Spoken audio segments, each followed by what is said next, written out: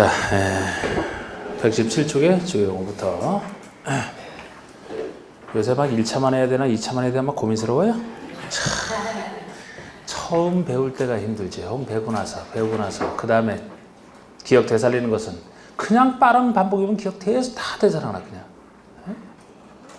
아니 배울 때가 힘들지 배우고 나서 까먹는 건 문제가 안 된다고요. 까먹는 것은 빠른 시일 내에 자꾸 반복만 하면 나온다니까 이거는. 지금까지 공부하신 분들이라면은 앞으로 남은 기간 동안에 얼마나 많은 반복이 가능한데, 예? 가만히 듣기만 해도 다 기억 되살려주고, 얼마나 남은 시간 동안에 지금 처음 시작하시는 분들도 있는데, 처음 시작하시는 분들도 또 그래서 합격하는 분들도 있고, 저 시험을 경시하면 안 되지만 시험을 지나게 두려워할 필요도 없어요. 어차피 뭐 다 할 수는 없죠. 다 하지는 않는데 다 하는 것만큼 다 그만큼 다 기억이 되살아나는데 앞으로는 계속 기억 되살리는 기회만 남아 있는데 뭐가 두려운 거죠 도대체? 예? 그죠? 주요용어 보세요 이제. 자 우리 건축주 우리 건축구에서는 뭐 건축하는 사람이 건축주죠. 예. 여러 가지 건축에 대한 공사를 직접 발주하든지 현장 관리인도 스스로 공사를 하는 자를 건축주라고 얘기를 하죠. 시공자는 시공하는 자, 공사 자체를 하는 자를 얘기합니다. 지하층이요? 건축의 바닥이 지표면 아래에 있는 층으로서 바닥으로부터 지표면까지의 평균 높이가 바닥부터 지표면까지 평균 높이가 해당 층 높이의 2분의 1과 비교해서 층 높이의 2분의 1 이상이에요. 이상. 해당 층 높이 2분의 1보다 이상이다 그러면 2분의 1 포함해서 다 지하층이 됩니다. 지하층을 뭐 설치해야 된다 의무 규정은 없고요. 장려받을 뿐이죠. 리모델링 개념이 건축의 노후 억제나 기능 향상 등으로 해서 대수선하거나 건축을 대수선하거나 건축의 일부를 증축 또는 개축하는 행위까지 들어가는 게 원래 리모델링은 일반 건축과 달라요. 그래서 대선을 통해서 하든지 일부 증축까지만 있었는데 지금은 일부 개축까지도 건축법에서는 들어갑니다. 주택법에서는 여전히 대선 또는 일부 증축만 얘기하지 개축은 없어요. 그런데 건축법에서는 일부 개축도 들어갑니다. 일부 개축까지. 재축은 멸실이라 될 수가 없고. 자, 우리 실내 건축이 실내에서 건축하는 거 다 생각하시면 돼요. 실내에서 건축하는 거. 실내를 안전하고 쾌적하며 효율적으로 사용해서 실내 내부 공간을 간막으로 구획하든지 벽지나 천장재, 바닥재, 유리 등 실내 건축 재료나 장식물을 설치하는 거 실내에서 뭐 각종 하는 거 다 들어가요. 실내 건축에 됐고 우리 고층 건축 고층 건축이면 고층 고3이다. 고3 층수가 30층 이상 또는 건축선 항상 한계층 곱하기 4를 해준다 그랬죠? 30층 이상 또는 120m 이상 둘 중에 하나잖아. 큰 것은 어느 것 하나만 크면 크다. 나중에 작은 것 따지니까 A 및 B지. 이거는 A 또는 B 30층 이상 또는 120m 이상. 이 고층 속에 초고층과 준초고층으로 나눠지는데 초고층이다. 고층 앞에 초가 붙어요. 초가 붙으면 초는 합해서 5다. 숫자는 5, 초 5 50층 이상 또는 200m 이상. 준초고층이면 고층 건축물 중에서 초고층이 아닌 나머지를 준초고층이라고 합니다. 그래서 층수로 따지면 30에서 49층까지, 높이에서는 120에서 199까지가 준초고층이 될 겁니다. 고층 중에서 초고층이 아닌 나머지. 자, 우리 부속 건축부에는 여기 나오잖아요. 같은 대지에서 주택 건축과 같은 대지일 때 분리되어 있는 독자적 건축물인데 용도만 부속 용도라는 거죠. 그래서 우리 주택 건축물 기준으로 따지면 된다라고 했고, 다중이용 건축물은 많은 사람들이 이용하는 큰 건축물, 다음에 하나에 해당하는 건축물을 말하는 데서 1, 2번 둘 중에 하나. 1번은 바닥면적이 5천 이상으로서 다음의 건축물. 그래서 많은 사람들이 이용하는 불특정 다수인이 주로 이용하는 많은 사람들이 이용하는 조금 넓은 거, 연면적 5천 이상은 되는 많은 사람들이 이용하는 건축물로 상상하시고 보시면 돼요. 그냥 각종 문화 및 집회시설, 여기서도 전시장이나 동물원, 식물원은 제외한다.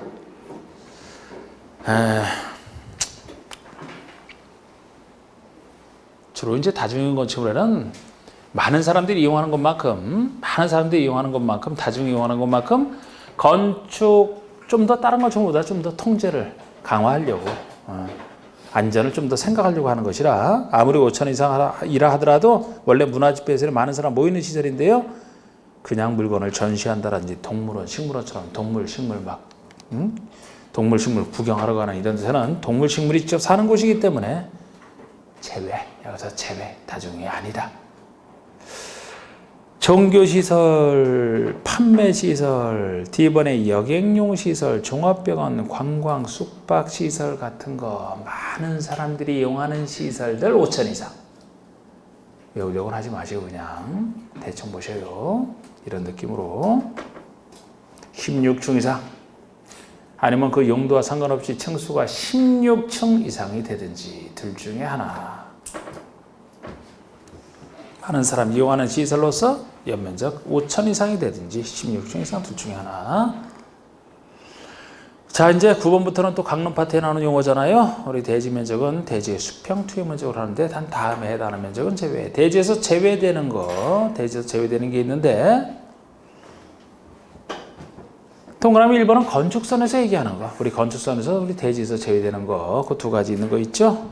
나중에 건축선을 하시면 되고 동그라미 2번에 대지 안에 도심계획 시설인 도로공원 등이 있다. 그 도심계획 시설에 포함되는 대지 면적. 이미 도심계획 시설이 설치되어 있는 그곳의 면적이면은 그건 도심계획 시설이 설치되어 있으니까 그건 대지면서 제외하고 나머지 땅을 전제로 해서 대지로 보겠다는 겁니다. 뭐 이런 얘기도 있고요. 건축 면적이 바로 땅을 잠식해서 건축된 면적. 그러면서 건축의 외벽, 괄호 속에 외벽이 없을 때만 외곽 기둥으로 따지고요. 외벽이나 외곽 기둥의 중심선으로 둘러싸인 부분에 수평 투입 면적하겠다. 외벽이나 외곽 기둥의 중심선으로 계산하는 높이랑 상관없이 이게 건축 면적이 되겠습니다. 좀 기술적으로 중심선으로 계산한다. 여기도 특례로서 여기서 제외되는 거 있어요. 대지면서 제외되는 건축 면적 제외되는 거 있어요. 고독 좀 하실 분들만 늘려서 보셔도 된다. 11번의 바닥 면적. 건축 면적과 비슷하게 중심선으로 계산하는 건 비슷하지만 이건 바닥 면적과 각 층의 바닥마다 계산된 면적을 얘기합니다. 건축의 각 층마다 계산되는 각 층의 바닥이니까.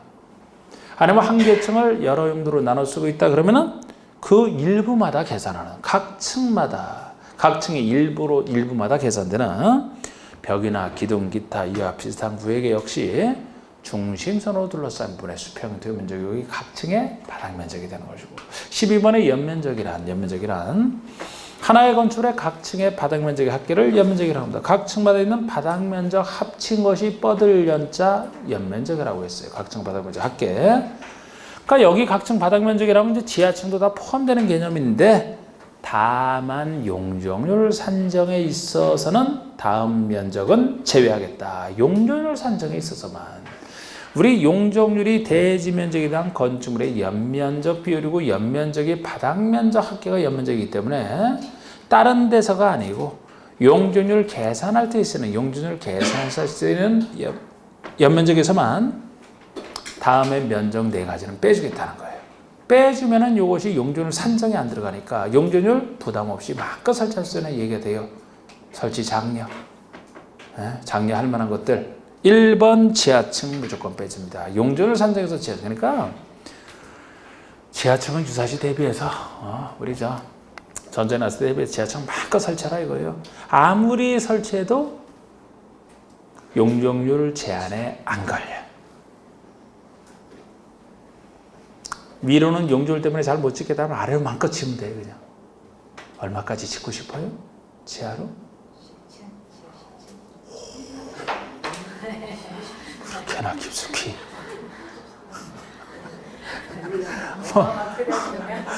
마음대로 하세요. 마음대로 해. 상관없어. 그러니까. 용적률에 안 걸려. 10층. 그래서 거기 뭐로 쓰시려고 나중에? 지하층에서? 지하 1층 노래방으로 개인 노래방으로 지하 2층이면 그 다음부터 쓸 게 별로 없네? 주차장? 아이고, 지하 10층까지 혼자 지으려고 한다면 지상에 이미 주차장 다 있을 것 같은데. 당구장 갖다 놓을까요? 지하 2층에? 3층에 개인 무도실? 개인 무도실? 영화감사실 4층에 만들어도 되고, 야, 5층에 뭐 음식물 보관 창고? 6번에 의료 보관실 시원하게? 야, 그래도 남네. 야, 굉장하네. 자, 지하층 빼버립니다. 지하층 빼요. 2번에 지상층이라도 주차장 뺍니다. 물론 이 주차장은 영업용 주차장 말고 본래 주차장, 건축의 부속 주차장을 얘기하는 거죠. 그래서 지하층은 무조건 다 빼주는데 지상층이라면 지상층이라 하더라도 주차장 설치 장려. 주차장 아주 부족해서 문제니까 지상층이라도 주차장은 빼주겠다는 혜택. 요 1, 2번 가나번이 참 많이 나왔어요. 빼주는 걸로 많이 나왔고. 다라번도 이제 나중에 나온 얘기지만 유사시 대비한 시설 맘대로 설치하라고 유사시 대비한 시설로서 다번에 초고층과 준초고층이면 사실 고층을 얘기하는 거지. 고층 설치하는 피난 안정 구역 면적. 초고층이나 준초고층에는 이제 피난 안정 구역 규모도 좀 다르죠. 그런데 피난 안정 구역이라면 역시 여기 나중에 뭐 문제 생겼을 때 불나거나 했을 때 한꺼번에 못 빠져나오니까 큰 건축물이라 피난 안정구역을 설치하게 돼 있어요. 마음껏 이건 설치를 장려해야지. 용적률 부담 때문에 요거를 부담스러워하면 안 되죠. 건축의 경사지붕 아래 설치하는 대피 공간도 마찬가지입니다. 유사시 대피를 한 시설이라 사회에서 설치 장려. 용적률 산정에서 빼주는 거 4가지. 자, 13번의 건축의 높이요. 지표면으로부터 그 건축의 상단 위에까지 높이로 합니다. 야, 또 여기도 예외는 있는데 그냥 읽어드릴까요? 이거는 승강기 탑이든 계단 탑이든 막루든 장식 탑이든 옥탑이든 이 옥상 부분에 있는 거예요. 옥상 부분. 건축의 옥상 부분으로서 그 면적 합계가 옥상분의 면적 합계가 해당 건축의 건축 면적이랑 비교해서 연면적이 아니고 건축 면적 수평적인 건축 면적이랑 비교해서 건축 면적의 8분의 1 이하로서 그 부분의 높이가 12m를 넘는 경우에는 넘는 부분에 하나의 높이에 산정한다니까 12m까지는 높이에 산정하지 않는다 그 얘기예요. 아직 낸 적은 한 번도 없지만 그냥 그래서 순간적으로 이거를 알려드릴까 말까 고민하다가 알려드리는 건데 그냥 편하게 잘 안 나왔던 건 편하게 우리가 잘 나온 것만 잘 맞춰도 돼요.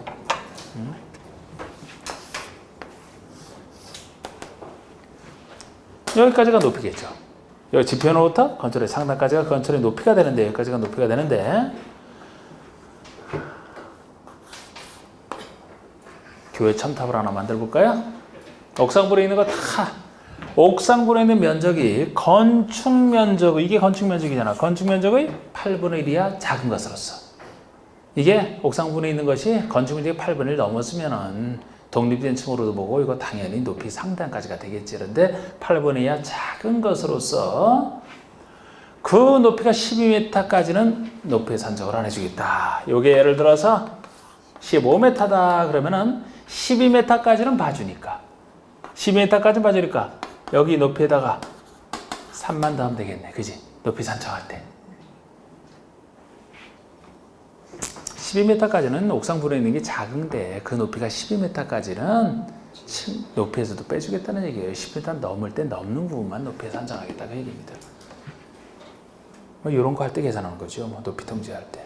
층고 한 개 층의 층 높이 높을 거 층 높이 예를 들어 여기 5층의 층 높이는 얼마냐. 여러분들이 밟고 있는 바닥구조체 윗면에서부터 바로 위층 바닥구체 윗면까지 그게 한 개 층의 층고예요. 층고 층 높이. 자, 그런데 층의 수 몇 층짜리냐 하는 거 층의 수 이건 층마다 계산하는 거 몇 층짜리냐 그 층의 수를 층수라고 합니다. 그런데 여기서 제외되는 게 있어요. 산입되지 않는 것 2가지가 존재합니다. 역시 예를 들어 이것이 아까 이게 5층이라면 그냥 5층인데 옥상부분에 설치되어 있는 것이 글쎄 크면은 이것도 독립층으로 봐주는데 옥상부분에 있는 것이 작을 때 옥상부분에 설치되어 있는 면적 합친 것이 건축 면적의 8분의 1 이하 작다. 독립된 층으로 안 보겠다. 작으니까 그 얘기 똑같습니다. 건축의 각 옥상 부분으로서 그 면적이 옥상분의 면적 합계가 건축 면적의 8분의 1 이하인 거 빼주겠다. 지하층 층수에서 싹 빼줍니다. 아까 용적률 산정에도 안 들어갔어요. 층수에서도 빠지니까 층수 제한에도 안 걸리는 거예요, 이거는. 아까 마음껏 설치하면 돼요. 그래서 지하층도 층수에서 빼준다. 지상층하고 계산합니다.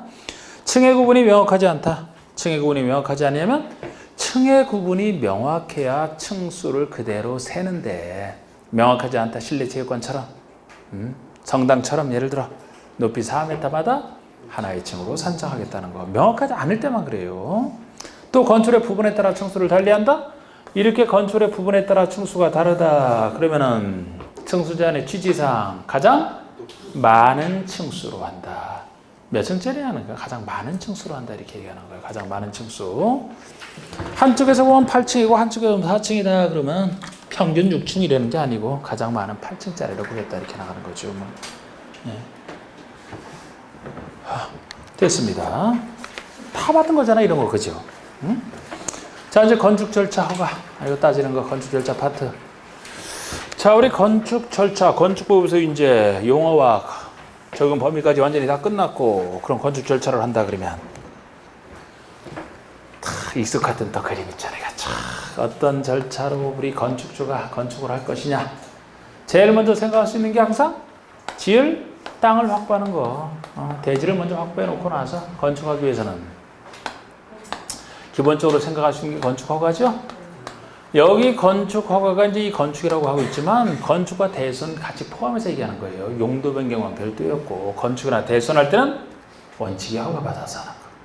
그런데 예외적으로 가벼운 건축에 대해서는 건축 대손에 대해서 신고하는 건축 신고가 존재잖아요. 그래서 원칙은 허가인데 가벼운 신고가 무엇이냐를 신고 대상 쫙 이제 하는 게 있습니다. 건축 허가나 신고로 생각할 수 있어요. 그런데 요거 전에 건축허가 전에 사전 결정이 나올 수가 있죠. 사전 결정.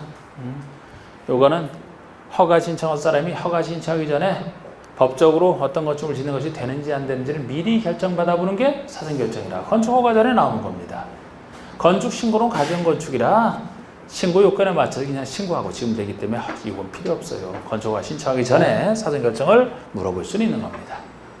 그리고 요게 있든 없든 건축허가 신고로 해서 건축학생 권리를 취득했다. 그러면 그 다음에는 공사를 진행해야 되겠죠? 근데 공사 진행할 때도 내가 언제쯤 시작하겠습니다. 라는 걸 미리 신고해야 돼. 그게 뭡니까? 착공 신고. 착공하기 전에 미리 그 사실을 신고한다. 착공 신고. 착공 신고라고 신고한 착공 예정이라고 해서 이제 시작을 합니다. 그래서 시작을 해서 시공자가 열심히 시공하고 감리자가 감리를 해서 드디어 공사 끝에 건물이 완공이 됐다. 그러면은 써도 되는지 물어보고 쓴다. 사용 승인 받고 쓴다. 사용 승인 받으면 쓴다. 이 절차잖아. 그냥 이 절차. 예? 나중에 주택법도 비슷하고 건축 절차에 관련된 이런 부분이 나오면 이 그림이 딱 떠올라야 돼요. 떠오른 상태에서 어디를 묻는지가 딱 이제 해야 되지. 자, 그리고 이렇게 절차를 한 상태에서 이 건축 절차랑 관련된 행정청이라면 누가 한다? 주로 건축 허가권자가 주로 한다. 이렇게 했던 거. 그래서 이 행정청 할 때 이 절차랑 관련된 거 허가권자가 주로 하잖아요. 건축 허가권자가 주로 한다. 그래서 당연히 허가도 허가고 여기 사전 결정에도 관련돼 있고 여기도 관련돼 있고 여기도 관련돼 있고 감리자는 예외적으로 관련돼 있고 제가 이렇게 썼던 거. 자, 우리 시공감리자는 건축주서는 당연히 건축주가 건물 지어줄 사람 시공자 선정하고 감리할 사람 감리자 선정하는 게 원칙인데 감리자만큼은 건축주가 지정하는 게 원칙이지만 예외적으로 이 건축주 못 믿을 때 예외적으로 허가권자가 직접 감리자를 지정하는 예외가 존재하는 거예요. 이건 예외적 표현이죠. 그런데 다른 행정청이라면 다 이 사람이 관련돼 있다는 거예요. 이 사람이. 그래서 사전 결정도 이 사람이 내주는 것이고 이것도 마찬가지고 착공 신고도 이 사람에게 하는 거고 건축주가 사용 승인도 이 사람이 내주는 거예요. 근데 이 유명한 허가권자라는 사람이 여기서 잘 쓰는 얘기지만 우리 계속 해왔듯이 원칙이라면 자치시 자치도 시장군수 구청장 원칙적 허가권자 시장군수 구청장. 그런데 이게 보통이지만 신고는 이 사람밖에 없어요. 건축허가에서도 보통이라면 이 사람이란 말이야. 대수원에서도 마찬가지고. 그런데 특히 대수원도 아니고 건축 중에서도 대형 건축물 지을 때 예외적으로 다른 사람이 참 이런 예외가 드물죠. 여기서 대형 건축은 몇 층 이상? 21층 이상 또는 연면적 10만 제곱미터 이상. 층수가 21층 이상 또는 10만 이상. 물론 공장 창고는 제외한다 이런 얘기도 유명하지. 공장 창고 제외하는 거. 예? 이런 대형 건축물을 특별시, 광역시, 도에서 지을 때 만약에 특별시, 광역시에서 지은다면 특별시장, 광역시장의 허가권자가 되지. 구청장 아니고 원래는 구청장이죠. 근데 특별시장, 광역시장 허가권자가 되는 게 특이합니다. 대형 건축물일 때만 아주 특이한 예외예요. 건축 중에서도 도에서 짓는다. 그러면 도지사 허가권자가 되느냐? 도지사는 허가권자? 아니다. 도지사는 승인권자밖에 안 된다. 허가권자로서는 아니다. 그럼 여기서 도에서 질 때 도지사가 허가권자가 아니라는 얘기는 도 밑에 있는 시장원수가 여전히 허가를 내준다는 거예요. 그 대신 다른 건축과 차이가 시장원수가 허가를 내줄 때는 다른 건축물은 그냥 본인이 독자적으로 허가를 내주면 됩니다만 대형 건축을 짓는다면 허가 내주기 전에 도지사의 승인을 받을 뿐이지. 그 차이만 있을 뿐이지. 도지사는 허가권자로서는 존재하지가 않습니다. 그나마 이 사람 나오는 것도 특이한 거예요. 건축 중에서도 나중에 대선 용도병에서 나올 수도 없지. 아무리 나올 수가 없지. 그래서 이 사람이 허가를 내주는 예외, 도지사가 승인을 내주는 예외. 잘 보셔야 되는 것이. 예. 자, 일단 이 사람이 다 합니다. 이 사람이 다 하고, 뭐 여기서 이제 중요한 것들이 많죠. 대상부터 알고 나서 절차도 여기 하는 게 제일 중요해요. 건축허가 받고 나서 착공은 언제까지 하는 겁니까? 건축허가 받고 나서 착공 신고를 하고 예정일에 착공하는데 구체적 착공까지는 건축허가 받을 때부터 몇 년 내에 착공해야 돼요? 혹시 기억나시나? 몇 년? 예? 2년? 그러면 건축 신고를 하고 착공은 몇 년 내에 해야 돼요? 1년. 사전 결정은 이 신청받은 때로부터 몇 년 내에 해줘야 됩니까? 2년. 2년? 아니에요? 1년이요? 2년이에요? 빨리 해봐요. 몇 년이에요? 여기선 잘 나왔는데. 건축허가 착수는 2년, 건축 신고 착수는 1년 잘 나왔는데. 사전 결정은 언제까지 해줘야 돼요? 2년? 그럼 혹시 사용승인 할 때도 원래는 정식 다 끝나고 사용승인 받는 건데, 뭐 임시로 공사 완료되기 전에 임시로 사용승인 받는 거 있잖아? 네. 임시는 거기서 임시는 몇 년인데요? 2년. 그거 2년이에요? 네.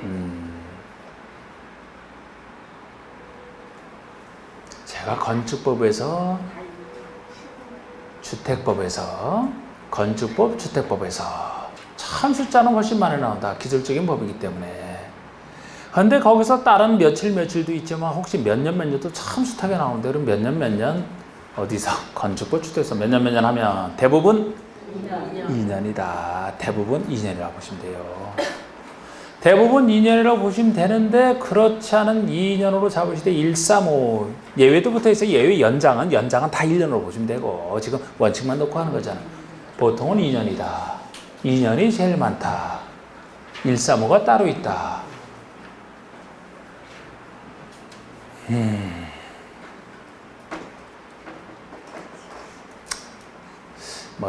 두 가지, 막 이렇게 해서 3가지짜리도 있고 한데, 대표적인 것만 놔도 돼, 사실.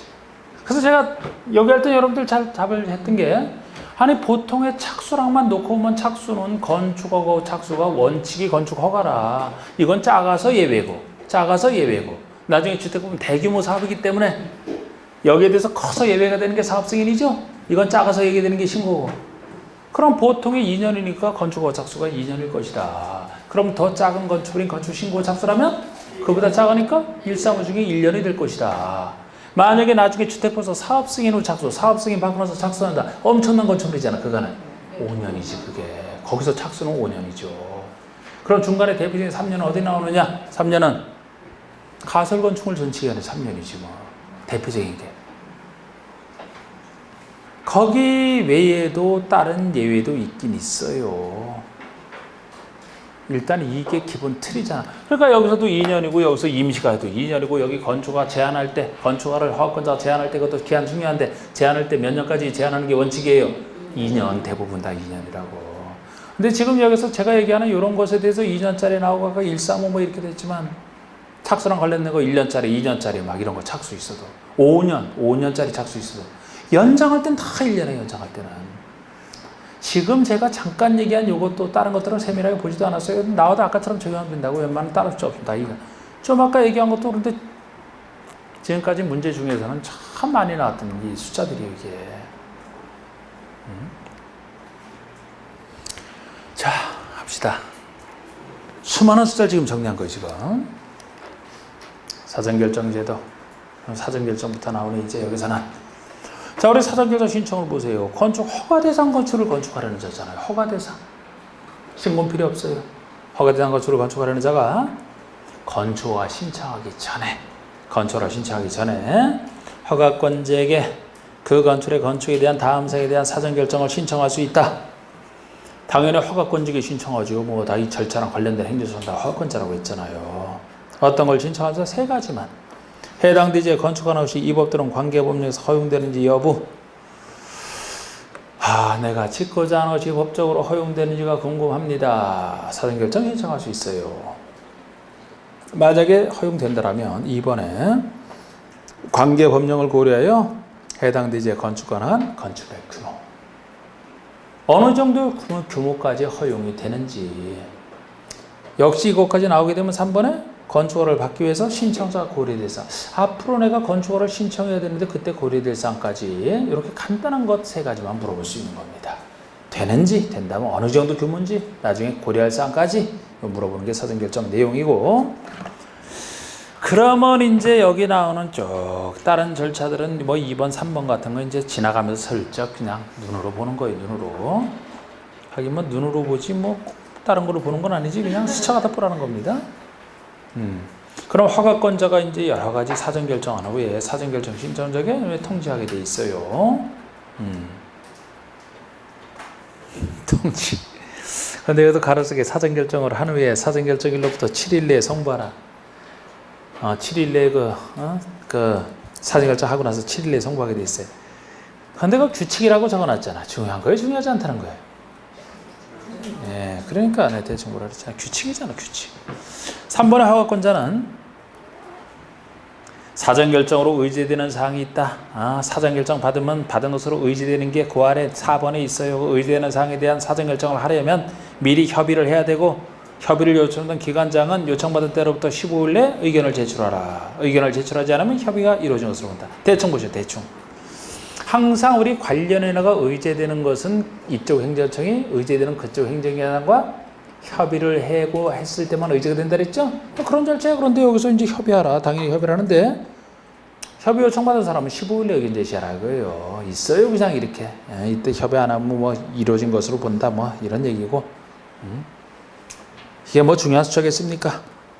4번에 사전결정 통지받은 경우 다음에 허가나 신고 협의한 것으로 보겠다. 이게 사전결정만 되는 걸로 통보를 받아도 받은 것으로 보는 게 4가지가 있어요. 아직 낸 적은 없어. 그런데 이것도 나중에 건축 허가를 받게 되면요, 수십 가지가 의제가 돼. 수십 가지가 의제돼.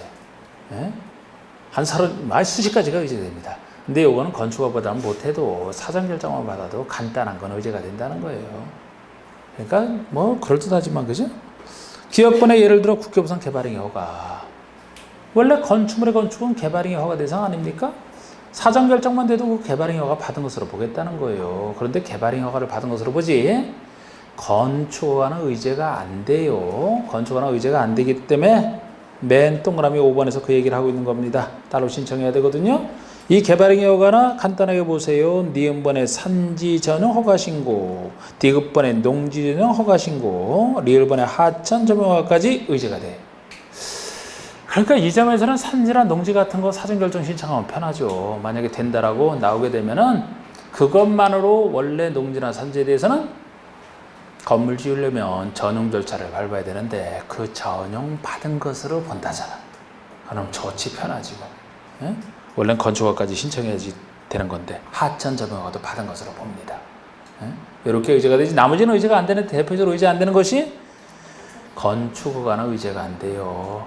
제출 서류가 달라서래요. 예를 들어 건축허가 신청할 때는 기본 설계도면을 제출해야 되거든요.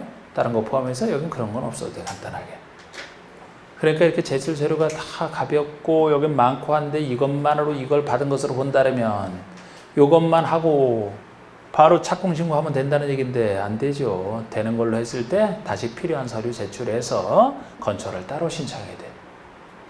그래서 5번의 사전결정 신청자는 사전결정을 통지받은 때로부터 2년 내에 건축허가를 신청해야 되며 그 기한 내에 건축허가를 신청하지 아니하면 사전결정 효력이 상실된다. 그래서 사전결정 받고 나서 건축허가를 따로 2년 내에 신청해야 된다는 겁니다. 2년에 2년. 이게 대부분 2년에 나오는 거지. 1, 3, 5 아닌 거 2년. 그리고 이 기간 내에 신청 안 하면 사전결정 효력이 상실되는 이게 유명한 2년짜리죠. 지금까지 사전결정 문제는 2번 딱 나왔는데 2번이 다 이 5번 얘기만 정확히 알면 다 맞히는 문제였어요. 하나는 2년을 알아야 맞히는 문제가 한 번 나고 한 번은 2년은 정확하게 하면서 건축허가 의제 안 된다는 사실을 통해 알 수 있는 2년 내에 건축허가 의제 안 되니까 건축허가를 신청을 하는 게 2년이지. 예를 들어 2년 내 착공 신고를 안 하면 뭐 이런 식으로 해서 그게 아니지. 2년 내 건축허가를 해야 되는 거죠. 의제가 안 되니까. 그렇게 해서 뭐 중요한 건 얘기했던. 자, 이제 건축 및 대수선의 허가. 원칙 허가권자. 건축을 건축하거나 대수선하고자 할 때 건축하거나 대수선하고자 하는 자는 자치시, 자치도지사, 시장군수구청장의 허가. 원칙적 허가권자. 건축이나 대수선할 때 말이에요. 그래서 건축과 대수는 같은 절차로 보잖아 지금. 건축과 대수선에 대해서 물론 이렇게 건축이나 대수선할 때 이렇게 시장군수구청 허가를 받아야 되는데 방가로 2번, 방가로 3번 얘기는 특히 이제 건축할 때만 쓰는 예외가 되는 거죠. 방가로 2번이 특별시장, 광역시장 허가를 받으라는 거, 특별시, 광역시에서 다음 건축을 건축할 때잖아. 건축할 때. 네. 구청장이 아니고 특별시장, 광역시장의 허가. 가번의 21층 이상인 건축물 또는 연면적 10만 이상의 대형 건축이라 표현했던 거. 21층 이상 또는 연면적 10만 제곱미터 이상. 근데 여기 속한다 하더라도 항상 제외되는 거가 공장, 창고 제외. 지방건축인의 심의를 거친 것도 제외되지 뭐 그냥 공장, 창고죠. 와, 공장은 보통 넓고 창고도 넓은 것이니까 공장, 창고라면 이건 여기서 제외되고. 여기서 제외가 된다는 얘기는 원칙으로 돌아가서 여기라면 구청장이고 나중에 시장 도에서라면 이제 시장군수가 승인 없이 할 수 있다는 얘기고 공장 찾고 제외된다는 걸 아셔야 돼요. 그리고 나번은 연면적 10분의 3, 30% 이상 증축으로 증수가 21층 이상이 되거나 연면적 10만 제곱미터 이상의 경우에 증축. 새로 짓거나 이런 거 말고 증축이라면 너무 작은 증축으로 되는 건 아니다. 적어도 조금 넓은 증축으로 30% 이상, 기존 연면적 30% 이상 증축으로 인하여 증수가 21층 이상이 되거나 연면적 10만 제곱미터 이상이 되는 경우에 증축, 이걸 얘기합니다. 안 그러면 20층짜리는 그냥 구청장이 허가받았다가 한 개층 증축해서 21층 된다고 서울시장 찾아가는 거 이런 거 안 된다 그랬잖아요. 그래서 기존 연면적 30% 이상 증축해서 그렇게 될 때만 증축에서는 해당이 되고요. 도지사 사전 승인 대상, 도에서 건축하는 걸 전제로 해서 도지사 사전 승인이에요. 시장군수는 다음 건축을 허가할 때 시장군수가 허가를 내주는데, 허가는 시장군수가 내주는데 미리 도지사 승인을 받아라. 도지사는 허가권자가 아니고 승인권자다. 가나번이 아까 대형 건축물 똑같습니다. 이걸 도에서 지을 때고요.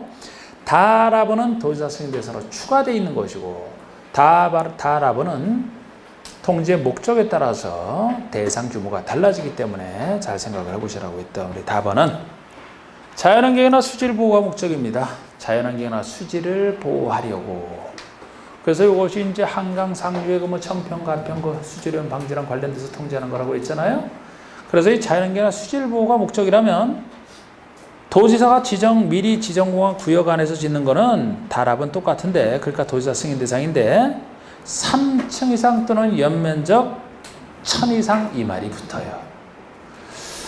우리가 아주 작지만 않으면 된다. 보통 3층 이상부터 봅니다. 1, 2층까지는 낮은 층수로 보고 최소 3층 이상이 되거나 조금 넓은, 크게 넓은 게 아니라 조금 넓다는 기준 중에 1000 이상도 가끔 쓰는 기준이에요. 그래서 조금 층수가 높거나 3층 이상이거나 아니면 1000 이상이 되거나 3층 이상 또는 1000 이상 이 정도는 되어야 실질적으로 자연환경이나 수질물에 해가 되지. 이 정도도 안 되는 것이라면 수지로 보면 해가 안 된다고 보고 3층 1000 이상이 붙으면서 어떤 건축물 지을 때냐? 위락시설, 숙박시설 나온 것은 여기뿐만 아니고 모든 건축구서 통제는 이거 다 들어가요. 위락시설, 숙박시설이 제일 건축구서 통제를 많이 받는 시설이라 통제받는 시설은 요건 그 약방에 감춰져 있던 게 위락시설, 숙박시설이니까 그렇게 딱 나오면 당연하다고 생각하시고 추가로 더 있는 것 중에 주택 중에서는 공동주택이 들어갑니다. 단독주택처럼 기본적으로 살 집이면 강가에도 어쩔 수 없다는 거예요. 자기 땅에 짓는데 어떻습니까?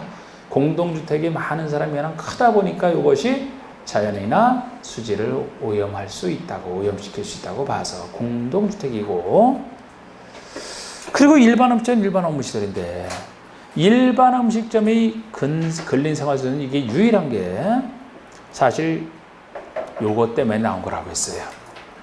서평, 청평, 가평의 그 환경 오염을 불러일으킬 수 있는 각종 시설. 제일 많은 게 일반 음식점이에요. 일반 음식점. 그 관광지로 개발된 데가 아마 일반 음식점이 제일 많아요. 한 70, 80%는 다 일반 음식점일 거야, 아마. 각종 식당, 카페, 통기타, 뭐 노래하는 카페 다 일반 음식점 아닙니까, 이게? 일반 시점 주로 일반 업무시설도, 일반 업무시설까지 들어가는데, 이렇게 좀 청평, 가평 이거 상상을 하셔가지고, 글쎄 거기 가보면 음식점이 제일 많죠 진짜. 가보면 그지. 응? 근데 그 음식점의 기타 뭐 카페 같은 이런 술집만 있냐고 와서 다양한 사람들이 먹을 수 있어야지. 그러니까 고급 술집 같은 거 춤추는 데 있는 거 위락설 당연히 들어가고, 관광지 가서 잠자야지 숙박설 당연히 들어가고, 공동주택 같은 것도 좀 자연을 해칠 것 같죠? 그것만 생각해도 거의 끝이야 그냥. 응? 이렇게 그곳의 상태를 상상하시면서, 그럼 그 다음에 주거 환경이나 교육 환경을 보호상 필요하다고. 이번엔 주거 환경이나 교육 환경을 보호하겠다. 우리가 항상 보호할 필요가 있는 것이 대표적인 게 주거 환경, 교육 환경도 많이 보호를 하잖아요.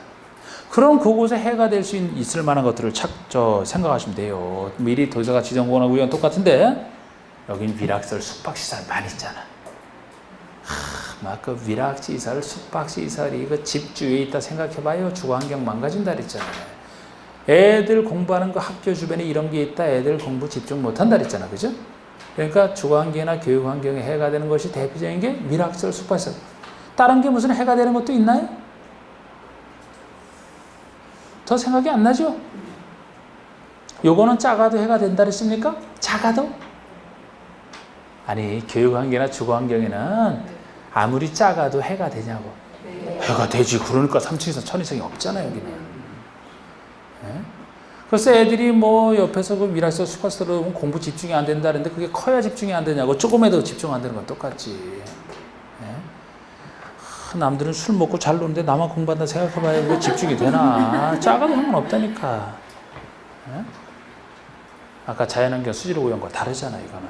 그래서 이렇게 보시는 차이점. 건축신고 이미 작년에 나왔지만 이거 뭐 항상 중요한 부분이죠. 뭐 건축신고. 자 이렇게 얘기를 합니다. 방가를 이번에 허가대상 건축이라 하더라도 다음의 경우에는 미리 자치시, 자치도지사, 시장, 구청장에게 신고함으로써 허가받은 것으로 본다. 신고만 충분하다는 거예요. 결국 신고하면 허가받은 것으로 본다니까. 자, 우리 신고 대상 중에서 3, 4번만 대수선에 대한 얘기고 나머지는 다 건축에 대한 얘기죠. 그리고 제가 이것도 기본 틀 그 그림이 딱 연상이 돼야 돼. 기본 틀 연상.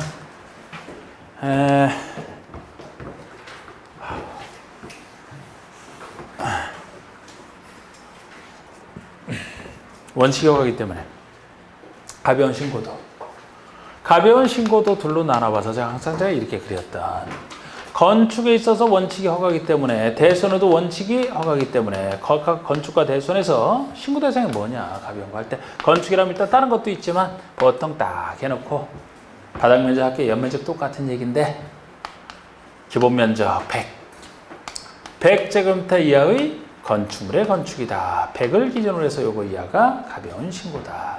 요거보다 작은 거 커도 요 작은 거 85제곱미터 이하 따지는 게 있고 요 85 이하 따지는 것은 건축 중에서도 증축, 개축, 재축하는 증축, 개축, 재축되는 면적은 85 이하를 가벼운 신고 대상으로 본다. 그럼 여기 건축 수요는 결국 신축이 대표제를 했잖아요.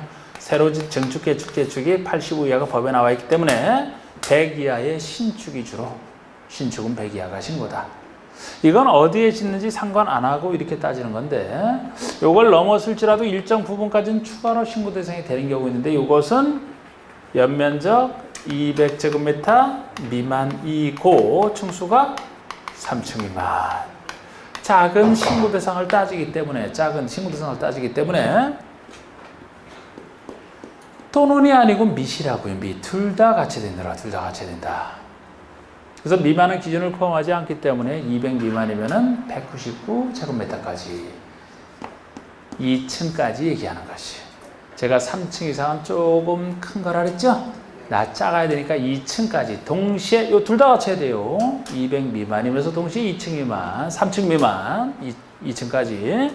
여기에 해당하는 것은 이쪽과 달리 그 대신 조금 요거보다 크기 때문에 어디서 짓는지에 따라서 신고 여부가 결정되기 때문에 문제되긴 좋다고 했습니다. 사람 많이 사는 곳에서 짓는다 그러면은 허가 신고, 허가지. 사람 많이 사는 곳에 더 통제를 강화해야 된다 그랬잖아요. 그러니까 한가한 곳에 지을 때, 사람 적은 곳에 지을 때를 전제로 해서 가벼운 신고지. 여기에 해당할 때는 사람 많이 사는 곳에서 짓는다 그러면 허가입니다. 그러니까 주로 어디서 지을 때가 신고냐 지금 신고를 하고 있으니까 주로 보통의 관농자, 관리, 농림, 자연환경 보전지구에 짓는 거 관농자에 짓는 걸 전제로 해서 애초에 도시적은 빠지고 사람 많이 사는 곳이니까 관농자라 하더라도 비도시라 하더라도 지구단위계획구역 등은 여기서 제외. 뭐 등이라고 해서 다른 한두 가지 더 있죠. 위험한 곳. 하여튼 여기는 도시와 비도시라 하더라도 지구단위계획구역이든 비도시라 하더라도 뭐 방제지구든 위험한 곳이면 통제를 강화해야 되기 때문에 그때는 허가가 되고 그렇지 않은 곳을 전제로 해서 한가한 곳에 지을 때가 가벼운 신고다 이렇게 했던 거. 여기는 그런 면적 안 따지고. 그리고 이게 기본이고 여기다 몇 가지 더 있는 거는 영의에 있는 건 그때 추가로 더 붙일 수밖에 없고. 특히 이거 대손이 작년에 이걸 갖고 냈던 건데 역시 대상 건축물이 어떤 것이냐. 대손을 어느 건축물을 대손할 것이냐. 연면적 200제곱미터 미만이면서 층수가 3층 미만인 이런 건축물의 대수선이다. 여기에 해당하지 않는다 그러면 대수선 중에서 수많은 대수선을 개념을 이루는 개수선의 개념 중에서 제일 작은 수선만 신고다. 수선만. 증설, 해체. 아유 글씨가 오늘 왜 이러냐. 만자도 이상하네. 증설, 해체, 변경. 요거는 X고 X라는 얘기는 허가 대상이 된다 그 얘기죠, 그죠? 그래서 이거 따질 때는 여기 모든 대선이 다르가. 여긴 대선 중에서 요것만 들어가. 여기서 이 차이예요, 이 차이. 대선에 대상이 되는 건축물이 대상이 너무 작기 때문에 작은 건축의 대선이다. 요거에 포인트를 둬서 신고가 되는 겁니다. 그 대신 여기에만 해당되는 작은 건축물이면 우리 배웠던 모든 증설, 해체, 수명이 다 들어가. 그 대신 이렇지 않다. 그럼 큰 대상이라면 자체 중에서 제일 작은 수선만 들어간다고요. 증설, 해체는 수선명보다 크고 수선명 중에서도 수선이 더 작아. 증설이 상대로 좀 더 큰 개념이야. 기둥을 수선한다면, 변경한다면 기둥을 변경하면 기둥 자체를 다른 거로 바꾸는 걸 얘기해요. 개수는 안 늘어나도 바꾼단 말이에요. 수선이면 그 기둥 그대로 있는 상태에서 수선만 할 뿐이거든. 그래서 그게 제일 작은 개념이에요. 물론 수선 중에서 뭐 다가고 났을 때 뭐 이런 거 빠지는 것도 있지만 그 몰라도 된다 그랬어요. 이 정도만 알고 있어도 충분합니다. 그래서 항상 대선에 하면 작년도 이 문제였는데 이 대선의 대상이 되는 걸 항상 보세요. 다 주고 나서 물어보니까 이것이 200 미만이고 3층 미만에 해당되는지 안 되는지 어느 것 하나가 해당이 안 된다. 해당 안 되는 거예요. 해당되면 모든 대선이 다 해당 안 되면 수선에 해당되는 것만 신고지 수선이 아닌 것이다. 그럼 다 허가가 되는 거라. 자, 구별하시는. 그래서 1번이 바로 요거 바닥 면적이 85 이내의 증축, 개축, 대축. 우리 증축, 개축, 개축은 85 이내를 얘기합니다. 이것도 다만 보셔도 되고 안 보셔도 되고 다만 3층 이상 건축이면 그 부분이 증축, 개축, 대축되는 부분이 전체 연면적이 10분의 1 이내 작을 때만 한정돼 있다라는 얘기도 있는데 아직 이해는 물어본 적은 없어요. 85에 증축, 개축, 대축. 2번이 제가 주로 맨 위에서 말씀드렸던 거. 보통의 관농자, 보통의 비도시, 도시지역은 처음부터 없지 않습니까? 사람 많이 사는 도시지역은 다 빠졌어요. 관농자에서 연면적 200 미만이고 3층 미만인 건축의 건축이 신고 대상인데 관농자에 짓는 걸 전제로 해서 다만 관농자라 하더라도 지구 단위 계획으로 지정된 곳은 사람 많아질 땅 그리고 관농자라 하더라도 방제지구나 붕괴 위험지역처럼 위험한 곳이 들어간다. 재해가 일어나기 쉬운 방제지구, 붕괴 위험지역, 붕괴 위험이 큰데 이런 곳이면은 건축 기준을 강화해야죠. 여기서 제외라는 것은 허가를 받으라는 얘기가 되겠습니다. 신고에서 제외. 그리고 대수선이 3, 4번인데 여기 3번은 뭐 대수선이라고 해서 다른 개념 없잖아. 그냥 모든 대수선이 다 들어간다는 건데 괄호 속에 연면적 200 미만이고 3층 미만의 건축의 대수선에 하나다. 즉 200면허 30면의 건축의 대수이면 여기 모든 대수는 다 들어갑니다. 그런데 4번에 대수는 다음에 수선이다 그런 것은 200 미만 3층 미만 그 얘기가 없다는 얘기고 즉 허가라 대상이 된다는 얘기고 다음에 해당하는 일정한 수선만 그 아래 표시가 또 돼 있잖아요. 우리 배웠던 수선이 예? 몇 가지 아닌 것도 있지만 그 주의까지는 뭐 지금 수준에서는 알으면 좋지만 몰라도 상관없어요. 제일 작은 수선이다. 5번에 기타 소규모 건축물이라고 해서 연면적이 100 이하인 건축물. 이게 보통 신축에 주로 쓰인다라고 했던 100 이하의 건축을 얘기하는 겁니다. 100 이하. 높이 3m 이하에서 증축한다? 증축되는 면적은 85 이하가 신고지만 높이 기준에서 따질 때는 3m 이하, 3m까지 3m 이하에서 증축하는 걸 가벼운 걸로 보는 거예요. 그리고 표준 설계도서에서 건축하는 건축물로서 조례가 정한다? 표준 설계도서가 이미 지정받아 공인을 받은 표준화된 설계도서를 얘기하기 때문에 이거 이용해서 짓는 것은 안전성 입증됐고 가벼운 일로 보는 거예요. 이미 입증된 것이기 때문에 표준 설계도라는 말 들어가도. 그리고 그 밑에가 작은 공장이잖아요. 공장들을 전문적인 땅인 공업지역이나 비도시의 지구 단위계 구역이나 산업단지에서 짓는 걸 전제로 해서 2층 이하로서 연면적 500 이하인 공장 이렇게 얘기를 합니다. 이 중에 속하는 공장 포함해서 우리 공장이라면 2층 이하로서 500 이하. 그러니까 2층 이하니까 이건 3층 미만과 똑같은 얘기를 하고 있죠. 2층까지니까. 근데 이제 면적이 공장은 넓으니까 조금 더 큰 것까지 2층 이하로서 500제곱미터 이하까지를 가벼운 신고로 봐주겠다. 그 다음에 것이 농업수산업을 경영하기 위해서 농업수산업 먹고 사는 생업과 관련된 그런 건축물을 생각하시면 돼요. 농업이나 수산업을 경영하기 위해서 읍면적에서 건축하는 그것도 읍면은 촌에서 짓는 걸 전제로 해서 연면적 200 이하인 창고, 400 이하인 축사, 작물 재배사, 종모 배양시설, 화초, 분재 등의 온실. 그러니까 농산물, 수산물 보관하는 창고는 200제곱미터 이하까지 신고를 하고 있고 직접 이렇게 축사부터 온실까지 동물식물 직접 기르고 하는 시설은 400제곱미터 이하, 400까지 신고가 되는. 뭐 신고 대상 요거 빼놓고 나 허가 대상이 되니까요. 어쩔 수 없어요. 요거 해두셔야 되고 양이 많지만 뭐 좀 반복을 통해서 이제 다 어느 정도 됐을 겁니다. 자, 그런데 이제 신고 처리 기한인데 신고 처리 기한. 신고 처리기한. 이것도 아직 낸 적은 없어요. 그런데 이것도 이제는 좀 해야 되는데. 그럼 여러분, 여기. 신고. 여기 신고. 착공신고. 건축신고. 착공신고. 이 절차에서 두 가지 신고가 있네. 건축신고, 착공신고. 네? 가설건축물 허가신고. 지금 여긴 당장 안 나오지만 나중에 그것도 있어요. 가설건축물도 가벼운 가설건축물은 신고 대상이죠. 건축할 때 이건 일반 건축물의 건축신고, 일반 건축물의 착공신고, 가설건축물의 신고도 있단 말이야. 이 신고한 것에 대해서 신고는 신고 요건에 맞춰서 신고가 되면 수리가 돼야 돼요. 수리되는 순간에 신고 기록은 수리 받아들이는 순간에 효력 발생하거든요.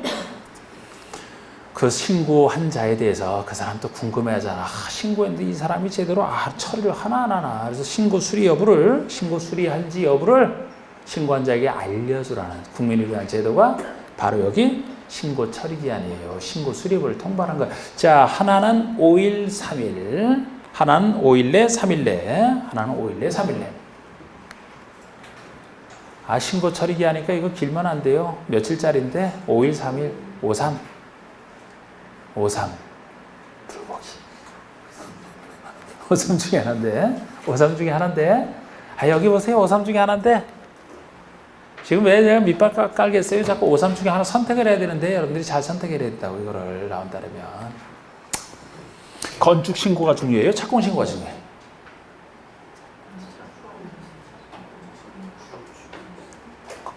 착공 신고가 중요해 보여요? 이게 훨씬 중요해 보이지 않나요? 아니, 건축신고는 건축하시는 권리 취득과 관련된 권리신고인데요. 착공신고는 뭐예요? 이거는 건축을 할 수 있는지 없는지 관련되어 있는 거고, 이거는 언제 착공하겠다가 사실만 통보해 주는 거예요. 그냥 행정청이 알고 있으라 이거예요. 언제 내가 착공하겠다, 내 착공 예정일이 언제입니다, 그 얘기해 주는 거예요. 그냥 다른 사람이 건축할 때 여러분 그 건축하는 권리를 취득하는지가 중요하게 보여요? 다른 사람이 관심사항일 때 내가 주시하는 사람이 있어요. 그 사람이 어떤 때에 건축할 수 있는지 없는지 그 권리 취득이 중요하게 여러분들 관심사항인가요? 그 사람이 언제 공사를 시작하는 게 중요해요. 그러니까 그럼 5.3 중에서 선택이라면 어느 게 5일 내 좀 더 중요한 것일수록 더 살펴볼 게 많지 않습니까? 5일 내, 3일 내 신고 수리 여부 통보 5일, 3일 이렇게 달라지는 거예요. 가설건축물의 신고는 이건 그럼 중요해. 그거랑 착공 신고는 뭐가 더 중요해요? 똑같이 가설건축물의 그 신고라는 것은 가설건축물 지을 수 있는 권리 취득에 관련된 거잖아요. 여기 건축신고 대신에 가설건축물은 가설건축물 신고가 나오는 거 아닙니까?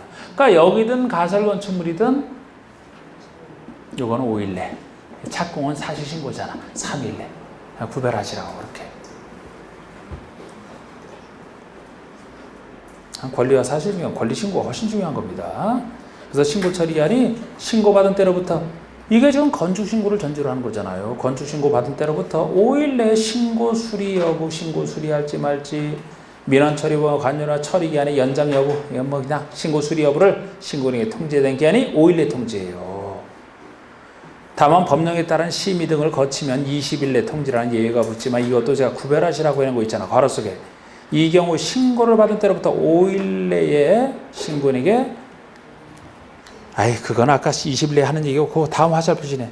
변경신고와 가설건축물 축구신고에도 동일하게 적용이 된다. 자, 우리 지금 건축신고를 했어요. 이거 신고한 내용을 변경하고 싶어. 같은 절차라고 했죠? 그거 같은 얘기죠? 그리고 가설건축물 축조신고도 똑같이 적용된다는 얘기입니다. 똑같이 적용이 되는데, 그럼 3일 신고는 어디가 있느냐? 3일 신고가 오늘 어차피 못 나가겠네. 125쪽에 6번에 2번에 나와 있는 거예요. 이게 착공신고에 대해서 신고수리 여부 통지 3일이죠. 3일? 5.3 중에서 이렇게 구별하시라고요. 5.3 중에서. 자, 그리고 다시 앞으로 오셔가지고 3번에,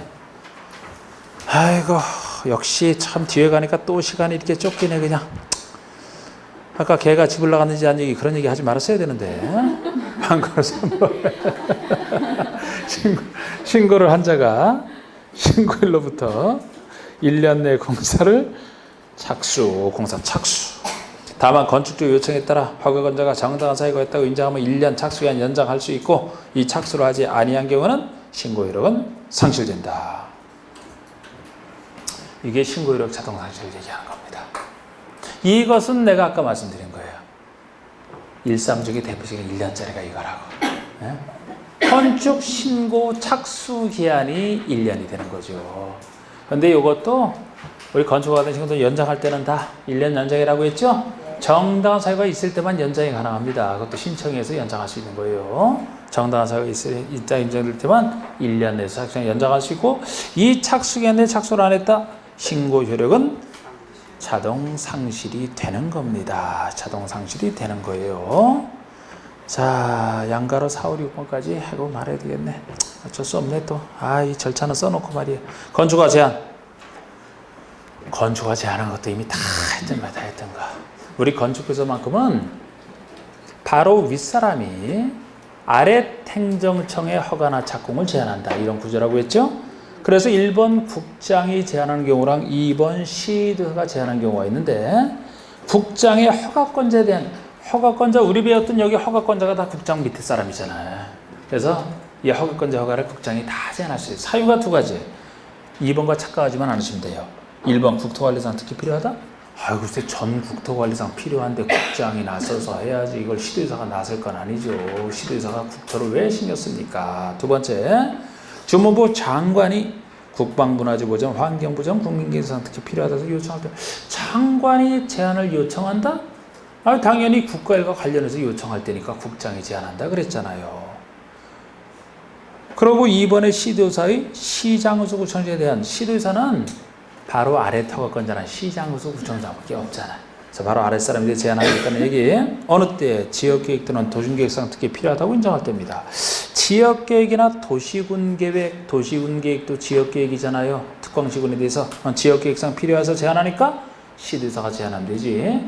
지역계획 관련된 국장이 할 건 아니잖아. 둘만 구별하시는 거 아주 편합니다.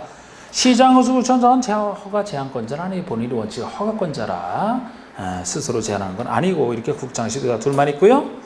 그 대신 시도의사가 이번 규정에 따라 제한했을 때는 바로 윗사람에게 보고해서 통제받는 규정, 윗사람의 통제를 받는 규정이 있잖아요. 그래서 시도의사가 건축허가를 제한했다.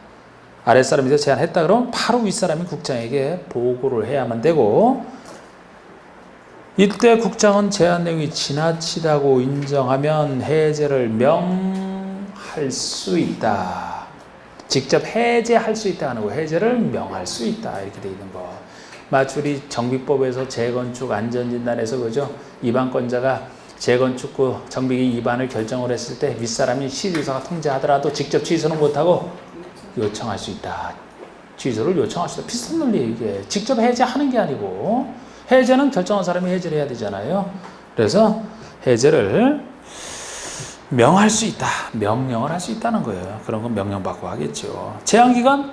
글쎄 이게 다 2년이라니까. 건축허가나 착공을 허가든 착공이든 제한할 때 다 제한기간은 2년 내로 다 원칙이 2년. 역시 연장은 이래야 하나요? 1년 연장할 수 있다. 보통의 기간 2년이고 연장할 때는 1년 연장할 수 있다. 허가 취소. 허가권자는 다음의 경우는 그 허가를 취소해야 된다.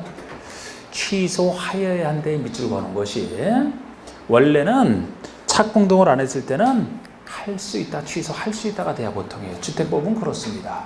그런데 여기는 건축법은 특이한 게 아까 신고 후 착수를 안 하게 되면 신고효력이 자동 상실되듯이 같은 궤를 맞추기 위해서 건축허가 후 착수를 안 해도 다른 것처럼 할 수 있다가 아니고 의무적으로 허가를 꼭 없애버려라. 취소하라는 거예요. 신고효력 자동 상실되듯이 허가도 꼭 취소해야 된다는 게 특이한 건데 세 가지 사유가 존재합니다. 허가를 받은 데부터 2년 내 착수를 안 할 때 건축 착수기한이 2년이란 말이에요. 보통의 2년 내 착수를 안 할 때는 물론 공장은 크니까 따로 3년이 예외 붙어 있지만 보통 2년 내 착수를 안 할 때 취소해야 된다고. 이때도 정당한 사유가 있어서 인정할 때는 연장은 역시 1년 연장은 똑같고 이때 착수를 할 때 취소해야 되고 2번은 착수하였더라도 공사 완료가 불가능하더라면 착수했는데 완료가 불가능한데 이걸 계속 유지해서 뭐합니까? 당연히 없애버려라. 또 하나가 하여튼 이런 사유들이 이제 주택법이랑 다 비슷해요. 근데 주택법에서는 할 수 있다 이렇게 나온단 말이에요. 3번에 착공신고 전에, 자 우리 착공신고 전에 경매나 공매 등으로 건축주가 대지소유권을 상실했대요. 상실한 때로부터 6개월짜리 기억하시는 거. 6개월이 경관 이후에 착수가 불가능하다고 판단될 때 몇 년 하는 게 그렇지. 이건 6개월짜리입니다. 허가를 받아놨는데 착공신고 전에 경매, 공매 등으로 대지소유권을 잃었다면 자기 땅이 없으니까 건축허가는 있지만 공사는 못해요. 근데 공사 못한다고 해서 받아놓은 건축허가가 없어지는 건 아니에요. 그래서 이 대지소유권을 취득한 자 입장에서는 기존의 건축허가가 있기 때문에 새로운 건축허가를 신청할 수가 없어요. 나올 수가 없어요. 기존 건축허가가 있기 때문에. 건축허가 받은 사람은 땅을 잃어갖고 못 져. 땅을 산 사람은 건축허가가 없어서 못 지어요. 그런 문제 해결해서 어느 한쪽을 취소시켜야 되는데 6개월 정도 시간 주겠다는 거예요.